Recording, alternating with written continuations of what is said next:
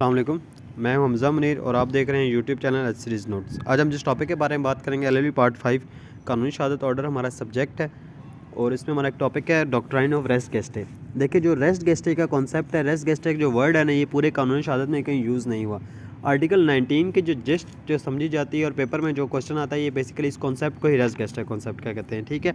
इसमें अब जो आर्टिकल 19 है उसमें लिखा क्या, when does relevancy of facts from part from same transaction, कि जो कोई भी सेम ट्रांजैक्शन है, कोई एक चीज़ है, उसके जो कोई भी अगर कोई सराउंडिंग में उसकी कोई चीज़ हुई, कोई रेलिवेंट फैक्टर है, तो कब रेलिवेंट होंगे, कौन कौन से उसके जो फैक्ट्स हैं वो रेलिवेंट होंगे। ठीक है, res gestae is a term which is not used in Qanun-e-Shahadat order, ये कभी यूज़ नहीं हुई। ठीक है, res gestae means facts forming part of transaction, ये कहते हैं ये कोई ऐसे फैक्ट्स हैं जो भी कोई ट्रांजेक्शन आपकी हुई, कोई कत्ल हुआ, उसके जो इर्द गिर्द के जितने भी मामलात थे, ठीक है, वो जो होते हैं ना, जैसे कोई किसी ने क्या बोला, किसी ने क्या सुना, किसी ने किसी को जाते हुए देखा, ये जो जितने भी मामलात हैं इनको हम सारों कहते हैं रेस्ट गेस्टे का कॉन्सेप्ट है। दिस इंक्लूड्स थिंग्स डन, जो थिंग्स हुई। देखे एक बंदे का देखा कि कत्ल हुआ और एक बंदे ने वहाँ से जाते हुए एक बंदे को दौड़ते हुए देखा, ठीक है, और एक बंदे ने वहाँ से एक बंदे को देखा जिसने वहाँ से चीख मारी, एक बंदे ने देखा जिसने वहाँ से दौड़ते हुए वहाँ से जो जा रहा था, उसने चीख मारी, उसके हाथ में खंजर था, ठीक है, और उसके सराउंडिंग में जितने भी उसके जो things said to be course of transaction, और उसमें जो किसी ने एक बंदा शोर मचा रहा था कि बचाओ मुझे, तो ये जितने वर्ड्स हैं ये रेस्ट गेस्टे के कॉन्सेप्ट्स में आते हैं। वैसे तो ये चीज़ें रेलिवेंट आपकी जो है सेम ट्रांजेक्शन में, वो कहता है कि जो सुनी सुनाई acts and declaration accompanying a transaction are treated as res gestae. Acts और डिक्लेरेशन, अगर कोई भी एक्ट आपका होगा, कोई भी डिक्लेरेशन होती है, ठीक है, कोई भी आप डिक्लेयर कर रहा होता है, कोई बंदा कोई चीज़ कोई एक्ट कर रहा होता है, जो भी किसी ट्रांजेक्शन को के साथ अकम्पनी होता है, तो उसको हम कहते हैं रेस्ट गेस्टे, और वो एडमिसेबल होता है, एज एविडेंस उसको लिया जा सकता है। ठीक है, अब when the occurrence occur all the surrounding act circumstances gestures at the time of the occurrence and before the after it is rest are relevant. अब कोई भी अकरेंस हुई, ठीक है, अब पता चलता है कत्ल हुआ, कत्ल होने के बाद एक बंदा वहाँ से भाग के जा रहा था, ठीक है, कत्ल होने से पहले एक बंदे ने देखा कि एक बंदा चाकू उठा के उस तरफ जा रहा था जहाँ पे कत्ल हुआ है, ठीक है, कत्ल होने के बाद एक बंदा वहाँ पे शोर मचा रहा था, ये तो मर गया, ठीक है, कत्ल होने के बाद एक बंदा वहाँ पे शोर मचा रहा था, एक बंदा चीख रहा था वहाँ पे, तो ये जितने भी सारे हैं ये चीज़ें रेस्ट गेस्टे के कॉन्सेप्ट में आती हैं। सराउंडिंग्स हैं, ये वो जो ट्रांजेक्शन हुई इसकी सराउंडिंग के जितने भी फैक्ट्स हैं ये सारे रेलिवेंट हैं और ये एज एविडेंस आप इसमें इस्तेमाल कर सकते हैं। ठीक है, अब इसके रेलिवेंट प्रोविजन आर्टिकल 19 है इसकी कानूनी शहादत की। Res gestae is a Latin phrase, res gestae एक लैटिन फ्रेज है, things done. Res gestae is based on a belief that because certain statements are made naturally and without deliberation during the course of event, this concept is called that। अब rest गेस्टे जो है ना एक belief के ऊपर, इस चीज़ के ऊपर लैटिन फ्रेज है, ये कहता है कि जो स्टेटमेंट आपकी देखे जब भी कोई जुर्म होता है या किसी का कत्ल हो गया, कोई भी जो ऐसे नेचुरली आप कोई चीज़, किसी ने आपको मारा तो आपने नेचुरली आपने चीख मचाई, जो चीख है आपकी और किसी बंदे ने वो आपकी चीख सुनी है, तो वो जो चीज़ है वो रेस्ट गेस्टे है। ठीक है, तो इसको कहते हैं कि वो नेचुरली होती है और जिसमें हो सकता है कि वो डेलिब्रेशन के साथ या कोई कंसल्टेशन के बाद नहीं वो चीख मारी जाती, या कोई बंदा जानबूझ के चीख नहीं मारेगा, कोई वो अनसर्टन निकलती है चीख, तो तभी वो सारा कुछ होता है। According to article 19 of the कानूनी शहादत रेलिवेंसी ऑफ फैक्ट्स, अब आर्टिकल 19 की ये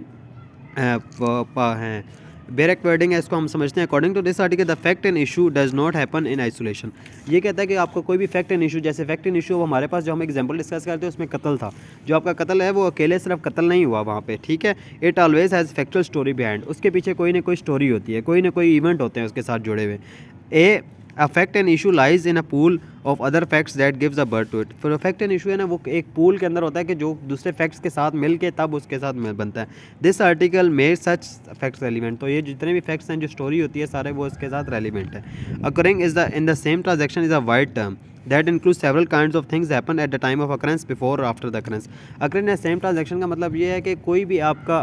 एक्ट जो है, ठीक है, वो सेम में हुआ, include several kinds of thing, उस टाइम पे जो भी आपके अकरेंस के टाइम पे, अकरेंस के बाद या अकरेंस से पहले जो भी चीज़ें होंगी वो सारी रेस्ट गेस्टे में आएंगी। ठीक है, तो ये आर्टिकल 19 आप में कहता है। ठीक है,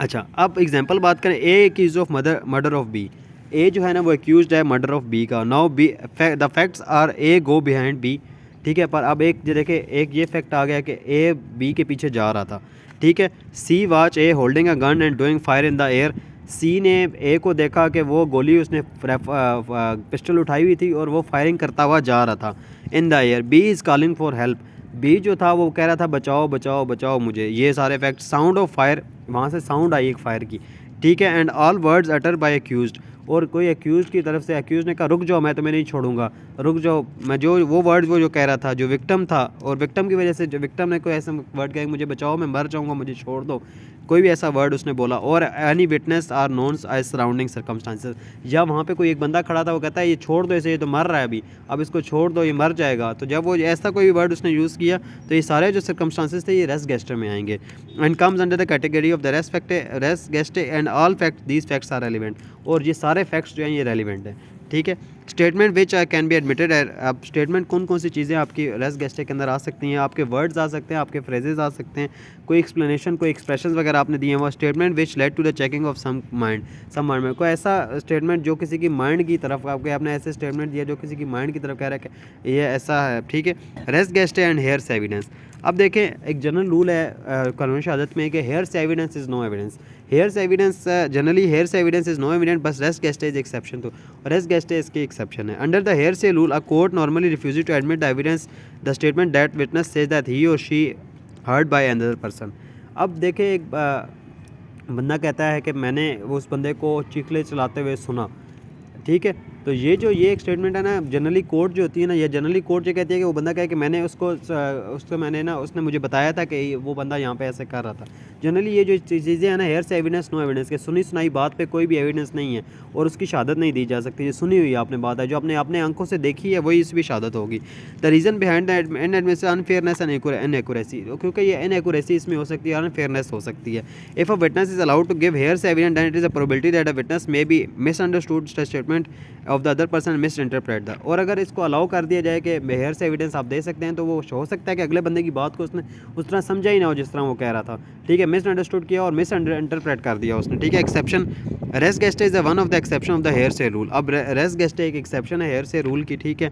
since certain statements are made naturally spontaneously and without deliberation, अब क्योंकि ये स्टेटमेंट्स होती हैं ना, जो किसी बंदे से कोई कह किसी विटनेस ने की होती हैं, तो ये जो होती हैं ड्यू डेलिब्रेशन के बगैर होती हैं, नेचुरली की जाती हैं, स्पॉन्टेनियसली होती हैं, ठीक है, during the course of event, ये उस इवेंट के दरमियान में होती हैं। Carry the high degree of credibility, और इनकी क्रेडिबिलिटी के ऊपर कोई ज़्यादा शक नहीं किया जा सकता, ठीक है। And less chance of misunderstanding, और कम चांसेस होते हैं कि मिसअंडरस्टैंड किया जा सके एंड मिस इंटरप्रेट किया जा सके, और they can be admissible evidence, और इनको एविडेंस के तौर पे एडमिसेबल किया जा सकता है, ठीक है। Administratively depend on continuity of transaction, अच्छा, अब इसकी एडमिनिस्ट्रेबिलिटी जो है ना, वो इसकी डिपेंड करती है कंटिन्यूटी ऑफ ट्रांजैक्शन। अब ये उसी सेम ट्रांजैक्शन में वो चीज़ हुई हो, ये ना हो कि उसको वहाँ पे इस बंदे ने मारा हो, घर जाके उसने चीख की हो, ठीक है, घर जाके एक बंदे ने एक बंदे को मारा है और वो घर जाके चीखा है उस चीज़ पे, जो घर जाके चीखा है उस चीज़ के ऊपर वो उसका नहीं होगा, ठीक है, वो रेस गेस्टे में नहीं आएगा। जब उसने मारा है उसी वक्त जो चीखा है वो उसका रेस गेस्टे में आएगा, ठीक है। Res gestae statement are only admissible when they are same transaction continued, वो कंटिन्यू होने चाहिए, सेम ट्रांजैक्शन में होने चाहिए। They must be sustainability related to the fact and issue and must tend to the explain the, ठीक है, और ये सस्टेनेबिलिटी इसकी तब होगी कि रिलेटिव फैक्ट एंड इशू में, ठीक है, कि वो एक्सप्लेन करेगा उसको, उसी में एक्सप्लेन एडमिसेबल होगा जब वो सेम ट्रांजैक्शन में। If they are not continued, अगर वो कंटिन्यूड नहीं होंगे in same time, they can not be admissible. It should be natural and spontaneous, वो नेचुरल होना चाहिए और स्पॉन्टेनियस होना चाहिए। A accused of murder of B, A के पूरे इल्ज़ाम है कि उसने बी का कत्ल किया है, whatever the A said to A and B before and after the murder transaction is a relevant fact, तो उसने मेरे मर्डर के पहले बाद में जो भी उसको कहा है वो सारा रेलिवेंट है, ठीक है। अब ये नहीं हो सकता कि वो मर्डर उसका वहाँ पे वो बाद में उसने जाके कहीं चीख मचाई हो, या बाद में उसको वो कोई किसी ने विटनेस ने उसके साथ कहा हो कि यार उसने उसको मार दिया था, तो मैंने देखा था उसने उसको मार दिया, तो ये जो एविडेंस है ये हेयर्स एविडेंस है, ठीक है, वो एडमिसेबल नहीं है। पर उसी वक्त अगर किसी ने कोई ऐसी अचानक से कुछ ऐसी बात की, तो वो basically object of res gestae का क्या ऑब्जेक्ट है? The main object of res gestae is to complete the chain of the evidence so that the conviction should be reasonable and rational, तो ताकि जो कन्विक्शन है वो रीजनेबल और rational हो सके, ठीक है। तो ये हमारा रेस गेस्टे का कॉन्सेप्ट था, थोड़ा सा टेक्निकल कॉन्सेप्ट है, तो इसे समझने की कोशिश कीजिएगा। Thank you very much.